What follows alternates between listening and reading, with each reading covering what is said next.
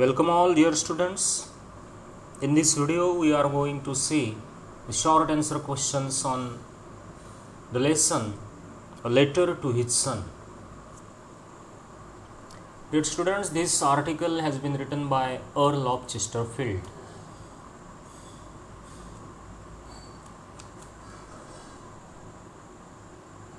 In A Letter to His Son, Lord Chesterfield advises his son on how he should employ his time while touring Rome.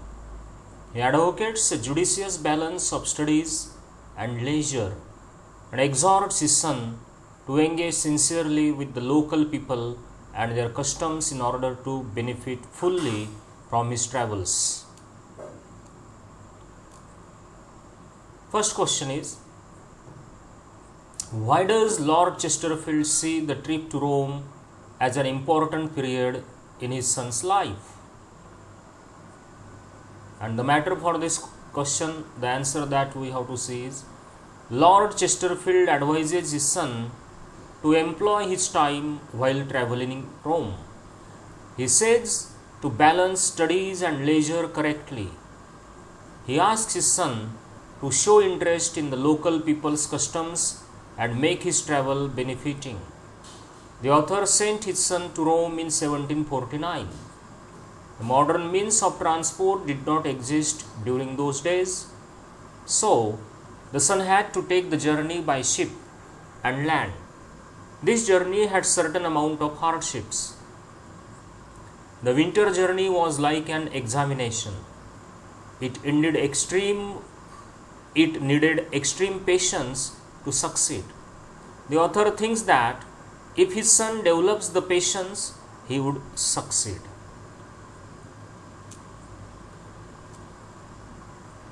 Second question.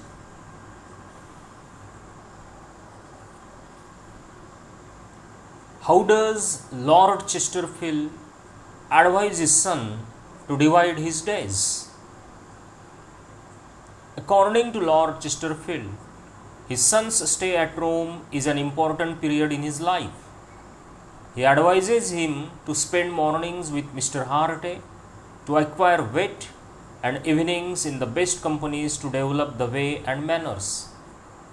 He suggests his son not to be busy with books only. He should go out in the evenings to have pleasures. So, he asks his son to go in assemblies and events where fashion lovers go. Third question.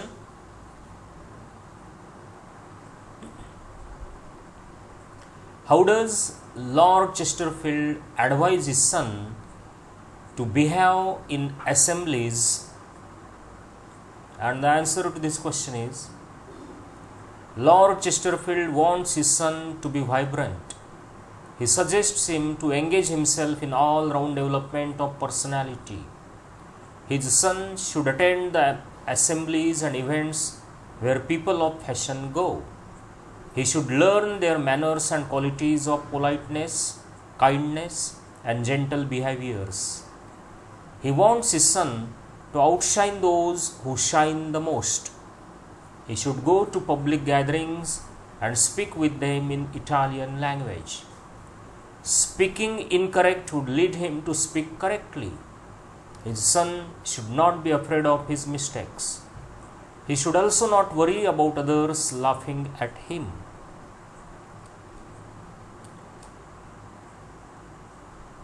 Question number 4 is,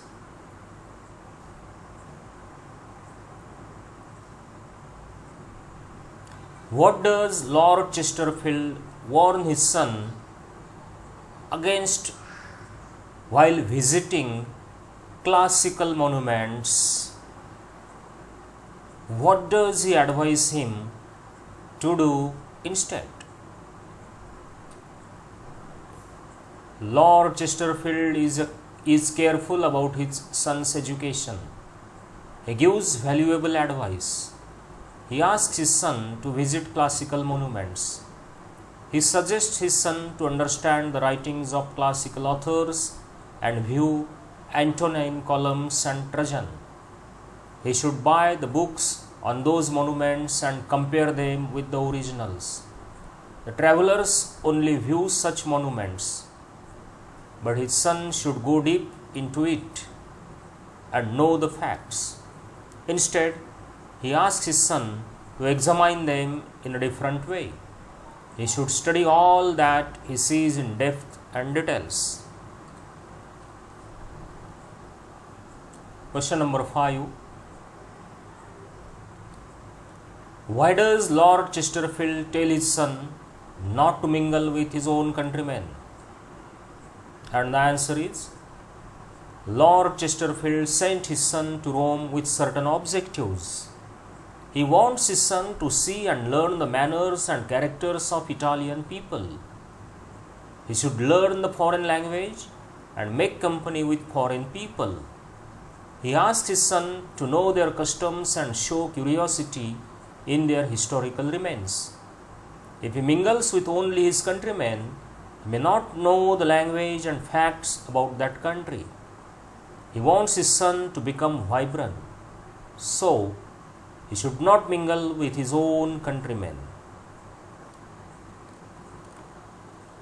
So these were the short answer questions on this story. So students, you have to write them down in your notebooks and have more and more practice. Okay. Thank you very much.